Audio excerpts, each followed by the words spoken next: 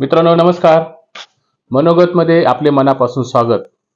मित्रांनो, महाराष्ट्रातील महायुती सरकारला येऊन 3 महिन्यांचा कालावधी हा पूर्ण झालाय. 3 महिन्यांचा कालावधी म्हणजे जवळपास 100 दिवस ओलांडून हे सरकार महाराष्ट्रात सत्तारूढ झालंय. कुठल्याही सरकारचं 3 महिन्यांचं कारकिर्दीचं मूल्यमापन करणं तसं खूप अवघड आहे आणि तसं मूल्यमापन हे करू देखील नाही. परंतु महाराष्ट्रातील एकूणच राजकीय आणि सामाजिक परिस्थिती जर आपण पाहिली तर नेमका हा महाराष्ट्र कुठे चाललाय असा उद्वेग मनाला स्पर्शून केल्याशिवाय राहत नाही. महाराष्ट्र आता थांबणार नाहीत अशी महायुती सरकारची ही टॅगलाईन होती. परंतु ही टॅगलाईन पाहता महाराष्ट्र आता खरोखर अस्वस्थतेच्या हिंदोळ्यावर कायम राहणार का, तो आता थांबणार नाही का, असं म्हणणं या ठिकाणी अजिबात गैरलागू होणार नाही. महाराष्ट्रामधील अलीकडच्या काळातील वाढती गुन्हेगारी पाहता सामाजिक अस्वस्थता जी निर्माण झाली, त्यातून दिवसाढवळ्या होणाऱ्या खुनांच्या घटना वारेमाप या ठिकाणी घडतायत. गुन्हेगारीमध्ये महाराष्ट्र मात्र आता अव्वल क्रमांक बनतोय. त्यामुळे महाराष्ट्र आता हा खरोखर थांबणार नाही. असंच महाराष्ट्रातील गृह खातं सांभाळणाऱ्या मुख्यमंत्री देवेंद्र फडणवीसांना या निमित्ताने सुचवायचं आहेत का? काल संध्याकाळी नागपूरमध्ये 2 गटात जबरदस्त धुमश्चक्री उसळली. मोठ्या प्रमाणावर दंगल 2 गटामध्ये उसळली. विश्व हिंदू परिषद व बजरंग दलांच्या आंदोलनानंतर नागपुरातील दंगलीने महाराष्ट्राचं समाजमन हे अक्षरशः काल व्याकुळ झालं. महाराष्ट्राचं समाजमन हे ढवळून गेलं. त्या दंगलीमध्ये सर्रासपणाने विध्वंसक पद्धतीने गाड्यांची जाळपोळ करण्यात आली. कोयते, कुऱ्हाडी आणि वारेमापणाने दगडांचा वापर या ठिकाणी करण्यात आला. जाळपोळीच्या घटना या घडल्याच आणि त्याहीपेक्षा पोलीस खात्यातील 33 पोलिसांवर या ठिकाणी त्यांना जखमी व्हावं लागलं. उपायुक्त दर्जाच्या पोलीस अधिकाऱ्यांवर कुऱ्हाडीने वार करण्यापर्यंत मजल ही दंगेखोरांची गेली. संपूर्ण घटनेमध्ये निष्पाप नागरिकांसह पोलीस खातं देखील या घटनेने जखमी झाल्याचं काल संध्याकाळची नागपूरमधील ही परिस्थिती होती. नागपूरच्या या दंगलीने महाराष्ट्रातील कायदा आणि सुव्यवस्थेचा अनेक प्रश्नांची मालिका या निमित्ताने उभी राहिली. मित्रांनो, लक्षात घ्या, नागपूरमधील काल घडलेली दंगल ही सहजासहजी एकाएकी घडलेली घटना नाही. या घटनेच्या आडून महाराष्ट्रामध्ये जी गेल्या काही दिवसांपासून, काही महिन्यांपासून कायदा सुव्यवस्थेची आणि त्याहीपेक्षा झुंडशाही आणि झुंडशाहीला खतपाणी घालण्याची जी प्रवृत्ती महाराष्ट्रामध्ये निर्माण झाली, ती राजकीय आशीर्वादाने निर्माण झाली आणि राजकीय आशीर्वादच हे गुंडांना फळतात हे या ठिकाणी दुर्लक्षून चालणार नाही. परंतु राज्य सरकारमधील काही जबाबदार घटकांकडून ही प्रवृत्ती दिवसेंदिवस खतपाणी घालण्याची प्रवृत्ती ही बोकाळत चाललेली आहे. त्याची दृश्य परिणती म्हणजेच कालचा नागपूरमधील झालेली उसळलेली दंगल आणि त्या दंगलीचा नैतिक अधपतनाला राज्य सरकार हे कारणीभूत आहेत आणि राज्य सरकारच्या अपयशाची परिपूर्णपणे झालेली कालची जी वाताहत आहे, ती वाताहत म्हणजे नागपूरची दंगल या ठिकाणी म्हणावी लागेल. प्रशांत कोरटकर व राहुल सोलापूरकर व्हाया नितेश राणे, उदयनराजे भोसले यांच्याबरोबर विश्व हिंदू परिषद व बजरंग दल असा सुरू झालेला महाराष्ट्रातील विखारी प्रवास व त्याला आलेली विखारी विषवल्लीची रसाळ गोमटी फळं ही महाराष्ट्रामध्ये आपल्याला कुठल्या ना कुठल्या कारणाने ही भोगावी लागतायत. एक अत्यंत घातक आणि विषारी विचारसरणी पेरण्याचं पद्धतशीरपणाने काम हे महाराष्ट्रामध्ये रुजवलं जातंय. जणू काही मुसलमान आपल्या संपूर्ण समाजाचे शत्रू आहेत, जणू काही मुसलमान आपल्या संपूर्ण समाजाचे पराकोटीचे दुश्मन आहेत. हे अत्यंत कौशल्याने संपूर्ण समाजाच्या गळी उतरवण्याचं काम काही हिंदुत्ववादी संघटना, विशेषतः विश्व हिंदू परिषद आणि बजरंग दल या संघटना सातत्याने अलीकडच्या काळात महाराष्ट्रामध्ये बिनदिक्कतपणाने करतायत. जसं की औरंगजेबाची कबर उखडून फेकून देऊ आणि कबर उघडण्यासाठी JCP बुलडोजर आम्ही तयार ठेवली अशी विध्वंसक भाषा वापरून अयोध्येतील बाबरी मशिदीची पुनरावृत्ती आम्ही केल्याशिवाय राहणार नाहीत अशा खुल्या आणि जाहीर धमक्यात या महाराष्ट्रामध्ये तथाकथित हिंदुत्ववादी संघटना या सातत्याने देत आहेत. प्रश्न औरंगजेबाचा कबरीचा नाही, प्रश्न हा महाराष्ट्राच्या शांततेला, महाराष्ट्राच्या सौहार्दाला नख लावण्याचा प्रयत्न या निमित्ताने होतोय. मुद्दा हा आहे की हिंदुत्वाचा उमाळा आलेल्या विश्व हिंदू परिषद आणि बजरंग दलाने कधीही यापूर्वी छत्रपती शिवाजी महाराजांची बदनामी करणाऱ्या प्रशांत कोरटकर, राहुल सोलापूरकर व श्रीपाद छिंदमचा कधीही शिवरायांच्या प्रती जो घोर अवमान, घोर अवमूल्यन केलेलं आहे, त्याचा निषेधाचा सूर कधीही या मंडळीने कधीही उमटवला नाही. हे मात्र या ठिकाणी लक्षात घेण्यासारखं आहे. मालवणमधील जी घटना गेल्या 6 महिन्यापूर्वी घडली होती, त्या मालवणच्या राजकोटमधील छत्रपती शिवाजी महाराजांचा पूर्णाकृती पुतळा हा कोलमडून गेला होता, हा उद्ध्वस्त झालेला होता. छत्रपतींच्या कोसळलेल्या पुतळ्याने महाराष्ट्रातील प्रत्येक मराठी जनांचंच नाही तर भारतातील प्रत्येक माणसाचं हृदयामध्ये एक कळ, दुःखद अशी कळ उमटली होती. परंतु दुर्दैव या घटनेतून राज्य सरकारने आज उठता बसता छत्रपतींचं नाव घेऊन महायुती सरकार हे छत्रपतींच्या नावाने राजकारण करतायत. त्यांनी घडलेल्या मालवणच्या त्यांच्या कारकिर्दीतील घटनेमध्ये त्यांनी मात्र कुठलीही त्या पुतळ्याची, कोसळलेल्या पुतळ्याची नैतिक जबाबदारी स्वीकारून महाराष्ट्राची क्षमा याचना किंबहुना क्षमा मागितलेली नाही. हे देखील या ठिकाणी नजरेआड करता येणार नाही.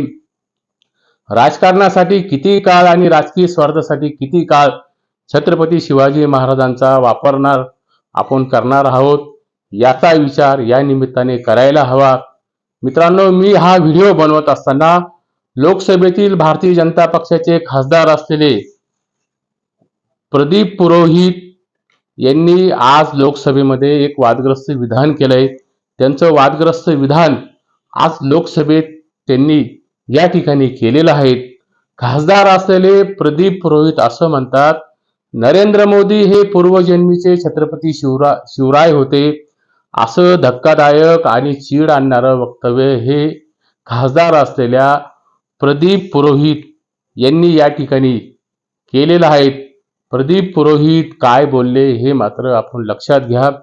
आपण काय बोलतोय हे प्रदीप पुरोहितांना देखील माहीत नसेल आणि कुणाबद्दल बोलतोय, कुणाची तुलना आपण कुणाशी करतोय, डोक्यावर पडल्यासारखी ही असली विधानं ही मूर्ख माणसंच या ठिकाणी करू शकतात.